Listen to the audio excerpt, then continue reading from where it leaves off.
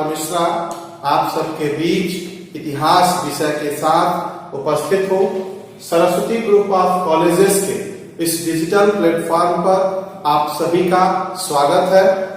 आप सबके बीच जो हम लोग चैप्टर आज पढ़ेंगे फिरोज शाह तुगलक, और टॉपिक भी हमारा यही है फिरोज शाह तुगलक। इसके बारे में हम सभी अध्ययन करेंगे।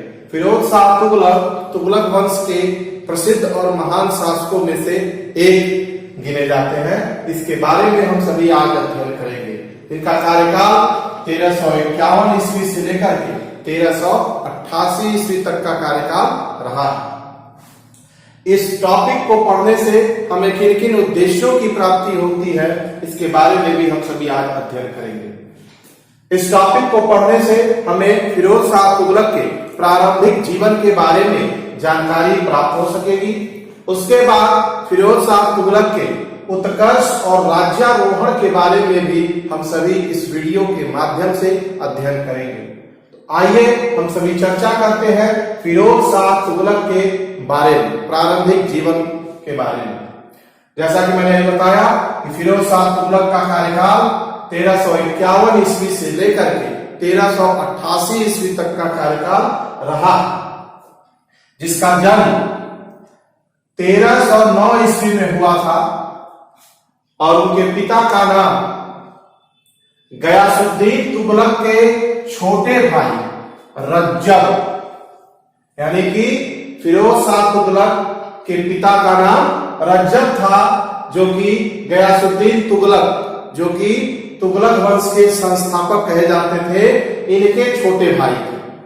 माता पंजाब के हिसार जिले में, ध्यान दीजिएगा, पंजाब के हिसार जिले में स्थित अबोहर एक स्थान है, अबोहर की भट्टी राजपूत रनमल, राजपूत राजा थे रनमल, उन्हीं की पुत्री थी जिसका नाम नेला था। नेला, क्या नाम था?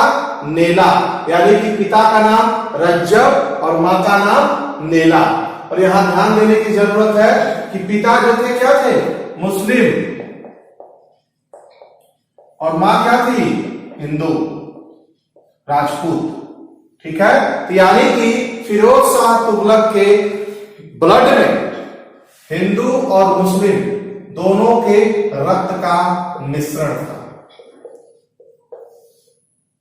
ठीक है, अब आइए इसके बारे में हम सभी अध्ययन करें।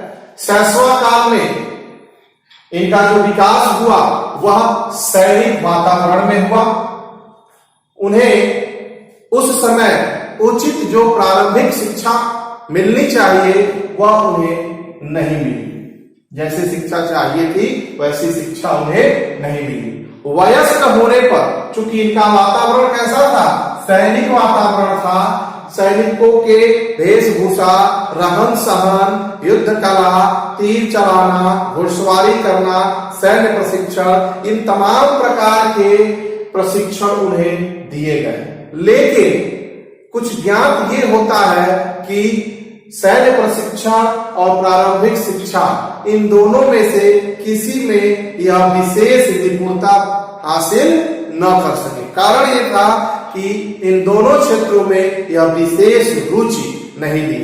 जब तक हम किसी भी कार्य में रुचि नहीं लेंगे, उस कार्य में हम सिद्धहस्त नहीं हो सकते। ऐसे में उन्हें प्रशासन और सैन्य प्रशिक्षण भी दिया गया, लेकिन वह निपुणता प्राप्त न कर सके। आइए हम सभी चर्चा करते हैं उनके उत्कर्ष के बारे में। फिरोज शाह तुगलक एक सैनिक वातावरण में पला पोषण होकर के जब वह वयस्क हुआ, होने के बाद तुगलक वंश के संस्थापक गयासुद्दीन तुगलक ने फिरोज को अपने पास रखा, क्योंकि फिरोज शाह तुगलक से गयासुद्दीन तुगलक बहुत ही स्नेह करता था। इस नाते फिरोज शाह तुगलक को अपने पास रखा। आगे चल करके मोहम्मद बिन तुगलक भी फिरोज शाह तुगलक से अगाध प्रेम करता था और जब मोहम्मद बिन तुगलक दिल्ली सल्तनत का सुल्तान जब बना, तो सुल्तान बनने के बाद फिरोज शाह तुगलक को उसने भी अपने साथ रखा और नायब ए अमीन के पद पर नियुक्त किया। 1345 ईस्वी में जब मोहम्मद बिन तुगलक दिल्ली सल्तनत के क्षेत्र को विस्तार देने के लिए दक्षिण भारत पर आक्रमण करने के उद्देश्य से जब वह प्रस्थान किया, तो प्रस्थान करने के समय दिल्ली के शासन की सारी बागडोर उसने एक समिति को सौंपी और उस समिति का संरक्षक फिरोज शाह तुगलक को नियुक्त किया। नियुक्त करने के बाद ऐसा कुछ इतिहासकार यह भी मानते हैं कि मोहम्मद बिन तुगलक फिरोज शाह तुगलक को अपना उत्तराधिकारी भी बनाना चाहता था। ऐसे में सबकी इच्छा भी यही थी कि फिरोज शाह तुगलक मोहम्मद बिन तुगलक के बाद दिल्ली सल्तनत की गद्दी पर बैठे। उसके बाद अमीर व उलेमा वर्ग द्वारा उत्तराधिकार घोषित करना। जब वह मोहम्मद बिन तुगलक जब लौट करके आ गया, कहां से? दक्षिण भारत से लौट के आने के बाद से सिंध के ठट्टा नामक, यह बहुत ही इंपॉर्टेंट है, पूछता भी है परीक्षाओं में। सिंध के ठट्टा नामक स्थान पर 20 मार्च 1351 ईस्वी में, क्योंकि उसका शरीर उस समय रोगग्रस्त हो गया था। किसका शरीर? मोहम्मद बिन तुगलक का। तो रोगग्रस्त होने के कारण उसकी मृत्यु हो गई। डेट पूछता है किस सन में मोहम्मद बिन तुगलक की मृत्यु हुई, तो 20 मार्च 1351 में। किस जगह उसकी मृत्यु हुई? तो ठट्टा नामक स्थान पर। ये दोनों चीजें याद रखिएगा आप लोग। मृत्यु होने के बाद शाही सेना में खलबली मच गया, तनाव फैल गया और अराजकता की स्थिति व्याप्त हो गई। ऐसे में आनन फानन में यह खलबली लगी मचने शाही खेमे में कि उत्तराधिकारी कौन। लेकिन जो परंपरागत जो व्यवस्थाएं चलती चली आ रही थी, उसमें यही एक परंपरा थी कि जो शासक शासन कर रहा था उसके ही वंश से संबंधित किसी भी व्यक्ति को जो योग्य हो उसे सुल्तान के पद पर बैठाया जाए। ऐसे में जब मोहम्मद बिन तुगलक की मृत्यु हुई तो फिरोज शाह तुगलक उसके साथ ही मौजूद था।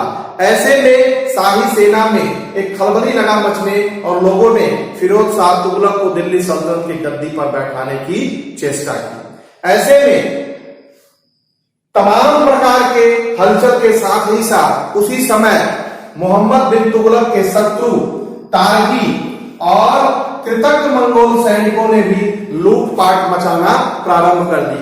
ऐसे में जो उच्च और अधीनस्थ जो अधिकारी थे उन लोगों ने अपनी किसी तरह से जान बचाई और दिल्ली जाने में भी संभावना बहुत कम दिखाई दे रही थी। ऐसे में फिरोज शाह तुगलक को दिल्ली सल्तनत की गद्दी पर बैठाया गया और बैठाने के बाद 22 मार्च 1351 ईस्वी को ठट्टा के शाही खेमे में फिरोज शाह तुगलक का राज्याभिषेक हुआ।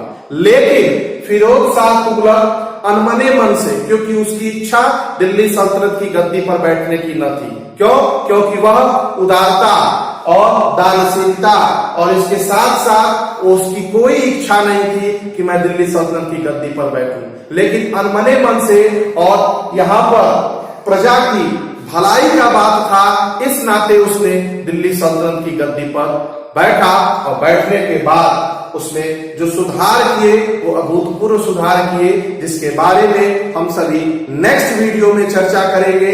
इसके साथ ही साथ अन्य जो इसमें महत्वपूर्ण प्रश्न हैं जो बन सकते हैं आपके परीक्षाओं के दृष्टिकोण से, इसमें पूछा जा सकता है कि फिरोज शाह तुगलक का कार्यकाल कब से कब तक रहा और मोहम्मद बिन तुगलक, इसके बारे में मैंने बताया कि उसकी मृत्यु कब हुई, किस जगह हुई। इन सारी चीजों को ध्यान में रखते हुए अन्य भी तैयारी से संबंधित जो प्रश्न इसमें बन सकते हैं, जैसे कि फिरोज शाह तुगलक के पिता का क्या नाम था, तो रज्जब, मां का नाम नेला। तो ये सारे क्वेश्चन भी आप लोगों के परीक्षाओं में पूछे जा सकते हैं। इसी के साथ हम सभी फिर आपसे नेक्स्ट वीडियो में मिलेंगे। Thank you.